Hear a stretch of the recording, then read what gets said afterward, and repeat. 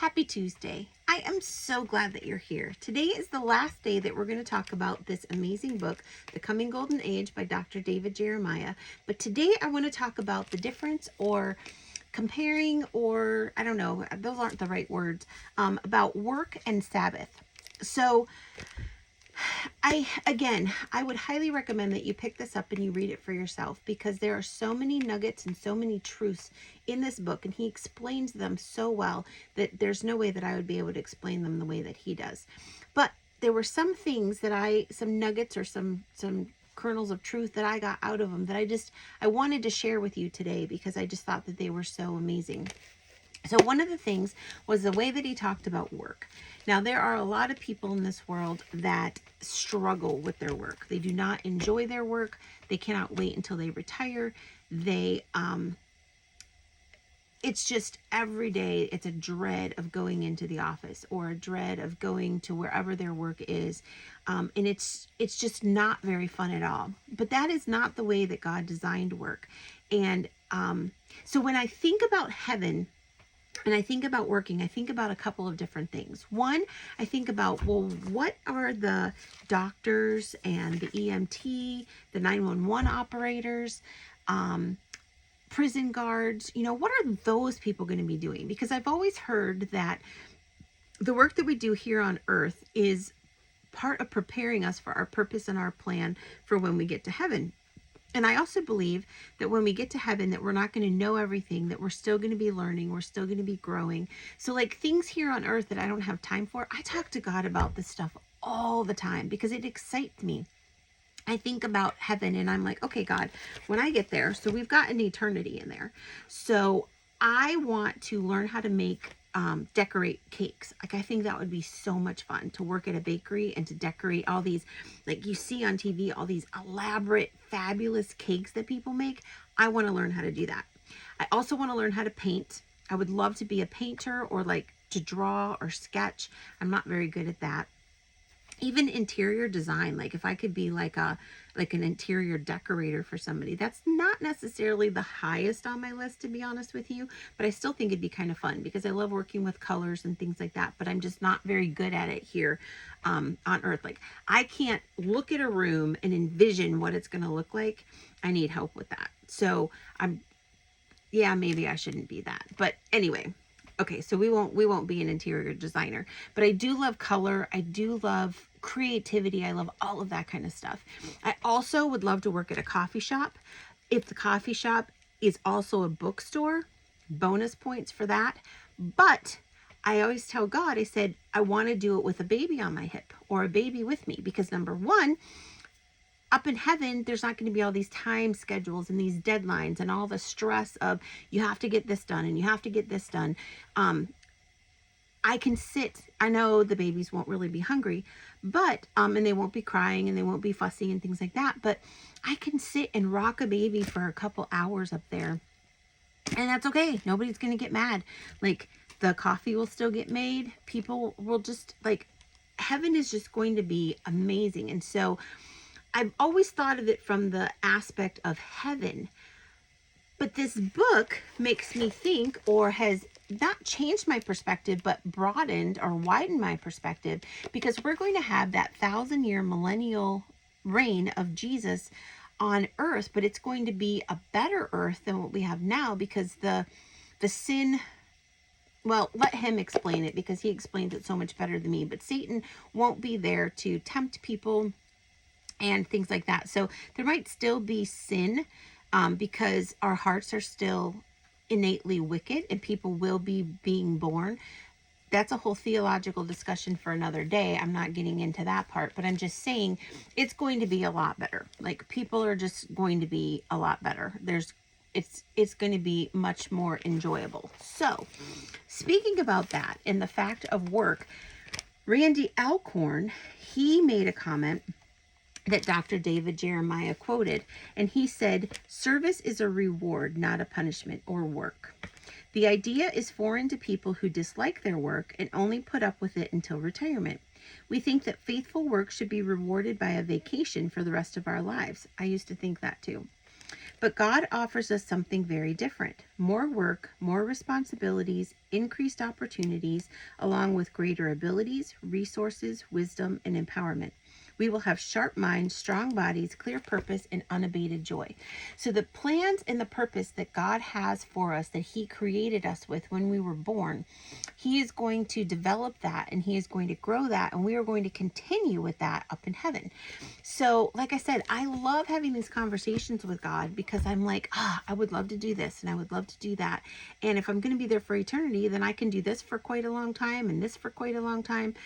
And so it excites me to think about work in that way, and that I will wake up energized and excited to do things. Kind of like the way that I am when I tape these videos. I love communicating with you. I love coming together and sharing my heart and pointing you back to Christ. Like, that is something that I just absolutely love. Another thing that I love is the membership, the Jesus in the Everyday membership.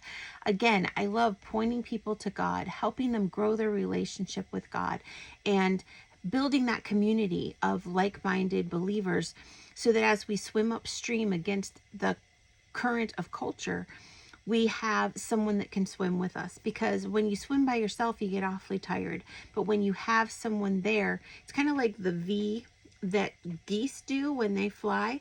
The one in the front takes all of the wind, and then they keep changing and they keep taking turns so that the one who gets tired can then fall back and rest, and someone else can push forward and then fall back and rest, and someone else can push forward. And that's the same thing with building a community and having that community of Christ followers, so that as you're swimming upstream, you and you get tired, you have someone who can carry the current for a little while and let you rest.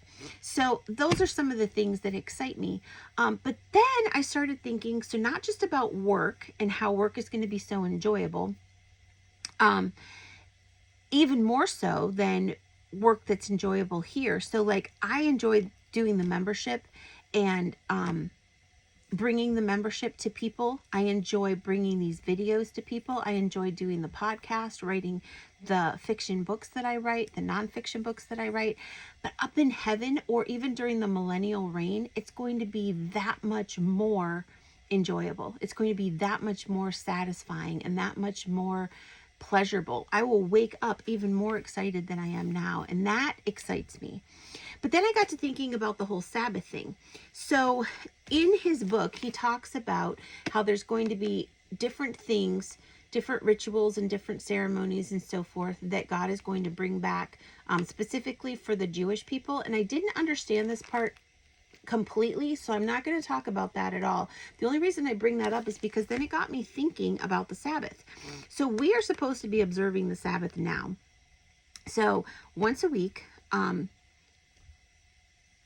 we are to rest. We are to give our bodies a chance to rest, our minds a chance to rest, our spirits a chance to rest. It's a time for us to focus more on God and to basically let Him and everyone around us know that we trust Him enough that we only have to work for 6 days, and that He will take care of our provision, our protection, all of those things, by giving Him that 7th day. Chick-fil-A does that really well. Hobby Lobby does that really well. They're closed on Sundays for a reason, and I love that about them. So we're supposed to be observing the Sabbath right now anyway, but I just think to myself, during the millennial reign, how much more refreshing is it going to be to enjoy the Sabbath when you have Jesus Christ right there with you, like in person?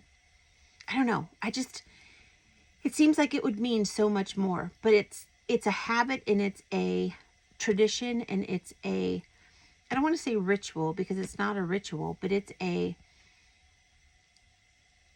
command that God gives us, and one that I want to obey. I don't want to ever take the Sabbath for granted, because number one, He gave us the Sabbath for us. It's a reward. It's a privilege. It's not a burden or a punishment. So when people start thinking of resting on the Sabbath as that reward, as that blessing, I think that it changes things, and I think that it helps people to understand it a little bit better and get more excited about observing it every week. So work is going to be very different. For those who love their work now, I think it's going to be even better, even more satisfying during the millennial reign and and in heaven for eternity. Those who don't have hope that it will get better, and the whole Sabbath too. I just want to encourage people that if you don't observe the Sabbath now, if you don't take that day of rest, take your family, go to church, focus on God, and then spend the rest of your day. Lord, how do you want us to focus on you? Do you want us to do it with friends? Do you want us to do it just as a family? Do you want me to do it separately? Like, what do you want? And is it going to look different every week? Is it going to look the same? Like, only you know. So, but it's another way to have that communication with the Holy Spirit, to just have that running conversation with Him, and to just see how He changes it for you throughout the seasons. Like, that's one of the things that I love the most about my relationship with God, is that it changes all the time. Different seasons bring different things, and that's what keeps it as an adventure. That's what keeps it exciting, and that's what keeps me growing closer to Him, because it's not a set it and forget it. It's an adventure that changes every day. So if you liked this video, hit the like button. If you would subscribe, I would greatly appreciate it. And if you would tell your friends, I'd love it even more. Head over to my website. All the links are down below. You can check out the membership. There's a tab on my website that says I want to be a member. Check out the membership. We would love to have you join us. Also, check out my fiction books if you want to share those with your believing or unbelieving friends, nonfiction and fiction. And yeah, have a great rest of your day. Have a fantastic week. And I will be back here with you next Tuesday.